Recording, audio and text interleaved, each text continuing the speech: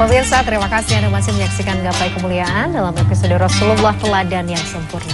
Nah, Pak Kiai, seperti biasa di segmen kedua ini sudah ada pertanyaan yang masuk dari pemirsa Gapai Kemuliaan. Mari kita sama-sama menyaksikan.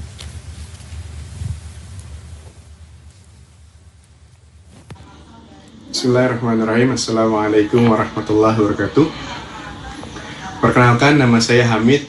Saya dari Indramayu, profesi saya sebagai karyawan. Yang jadi pertanyaan saya adalah Rasulullah saat ini umumnya bagi orang awam memiliki sifat wajib, ada 4, yaitu sidik, amanah, fatonah, dan tablik. Nah, pertanyaannya, apakah ada sifat yang dimiliki Rasul di luar dari 4 sifat tersebut? Dan seiring dengan pertanyaan tersebut, apakah setiap Nabi ataupun Rasul memiliki sifat tercela? Mungkin itu saja, mohon penjelasannya Pak Kiai. Kurang lebih mohon maaf. Assalamualaikum warahmatullahi wabarakatuh. Waalaikumsalam warahmatullahi wabarakatuh. Pak Kiai, tadi ada pertanyaan dari Mas Hamid di Indramayu. Pertanyaannya ada 2. Sejauh ini yang kita tahu, kalau kita belajar waktu kecil Pak Kiai ya, sifat-sifat yang kemudian dimiliki baginda Rasulullah adalah 4, sidik, amanah, tablik, dan fatonah. Sebenarnya apakah memang terbatas pada sifat itu saja atau ada mungkin sifat-sifat lain yang mungkin kita juga perlu tahu? Itu yang pertama. Yang kedua, apakah pada sosok Rasul atau Nabi itu juga punya sifat tercela sih sebenarnya? Tafadhol Pak Kiai. Baik, terima kasih ya Mas Hamid. Mas Hamid ya. Yang dimaksud dengan 4 sifat yang wajib itu sifat kerasulan. Bukan sifat Nabi Muhammad. Nah, jadi 4 kerasulan artinya dari mulai Nabi Adam sampai dengan Nabi Muhammad itu semua yang diangkat menjadi Rasul cirinya 4 sifat itu. Dan 4 hal ini yang menjadi ukuran kalau ada orang mengaku Rasul gitu.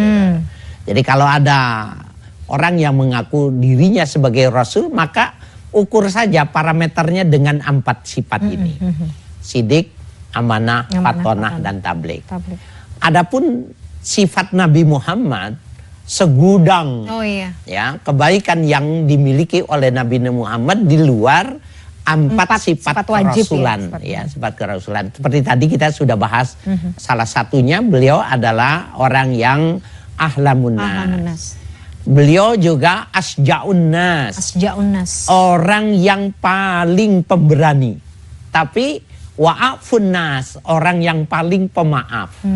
Nah, orang biasanya kalau keras ya jadi preman, dia nggak punya sifat pemaaf. Kalau Nabi Muhammad 2 sisi yang paradoksi itu tetapi bisa bergandeng. Sangat berani kalau jalan menghadapi musuh nggak perlu pendamping. Bahkan sahabat-sahabat Nabi yang baru berperang, baru pertama perang, ketika terjadi dentuman perang begitu banyak itu, mereka memegang baju Nabi dan belakang Nabi takut. Kenapa? Mentalnya jatuh. Gitu loh. Dan Nabi tidak menundukkan ya tubuhnya dan sebagainya karena berani. Tetapi sekaligus juga afunas, orang yang sangat pemaaf walaupun di dalam perang. Ini nanti saya pingin memberikan contoh ya nih, tapi kita ada satu lagi jawaban yang belum terjawab. Apakah ada sifat yang jelek pada diri Nabi? Jawabannya, kalau Nabi dalam kapasitas sebagai seorang manusia tetap ada. Ya, seperti yang diabadikan di dalam juz 30 ya, juz amma itu, abasa wa tawalla anja'ahul a'ma. Nabi itu bermuka masam dan menoleh ketika datang kepadanya orang yang buta.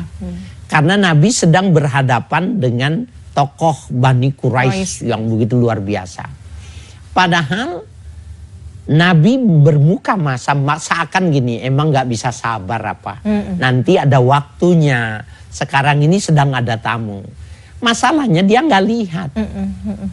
Ya, sehingga Allah menegurnya bahwa perbuatan yang semacam itu nggak boleh.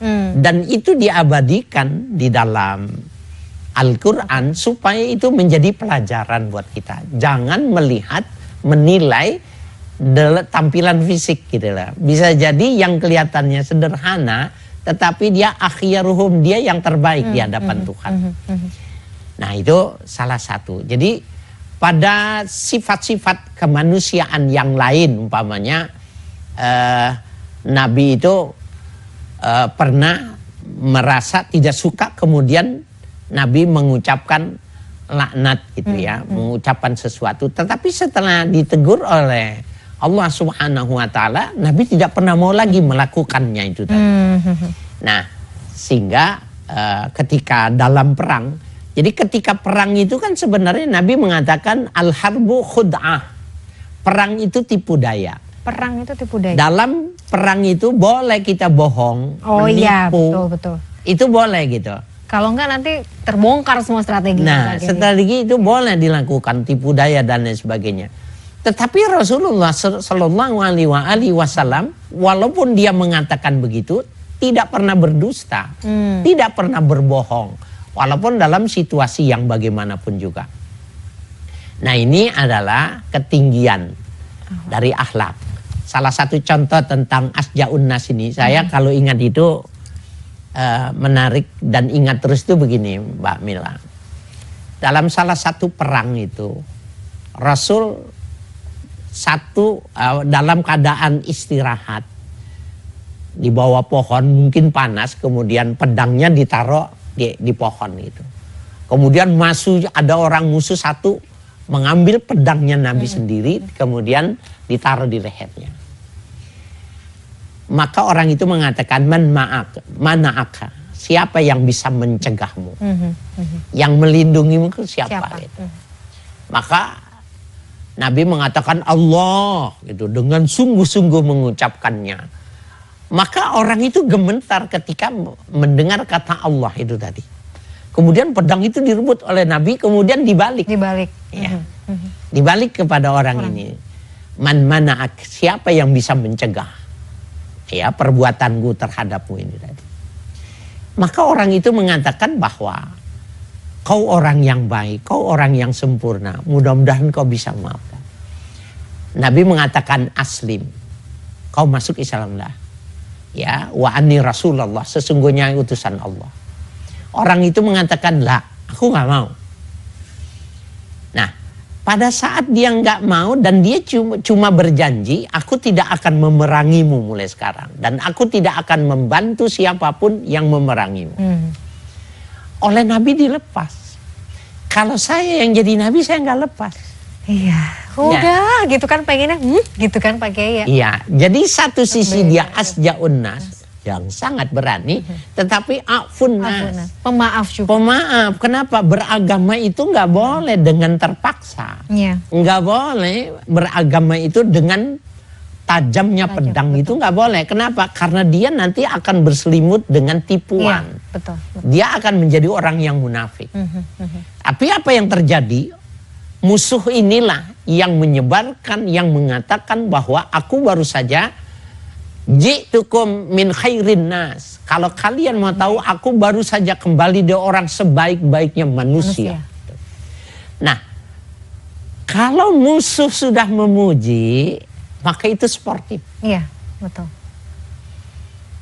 Itu wah, subhanallah ya. Nggak ada perasaan bagaimanapun kecuali dia afun nas, orang yang sangat pemaaf gitu ya. Oke, menarik sekali Pak Kiai, tapi kita harus jeda dulu. Masih banyak ceritakan bagaimana sikap Rasul, tutur katanya baginda Rasulullah seperti apa, sikapnya kepada mungkin istri-istri baginda seperti apa. Namanya perempuan kan sulit ya kadang-kadang Pak Kiai ya, untuk bisa apa ya, menyentuh hati perempuan kan juga sulit. Tapi bagaimana nanti kita juga bisa belajar bagaimana sikap Rasulullah terhadap istri-istri beliau, terhadap anak beliau. Nanti kita akan bahas di segmen berikutnya. Pemirsa jangan kemana-mana. Gapai Kemuliaan masih akan kembali sesaat lagi, tetaplah bersama kami.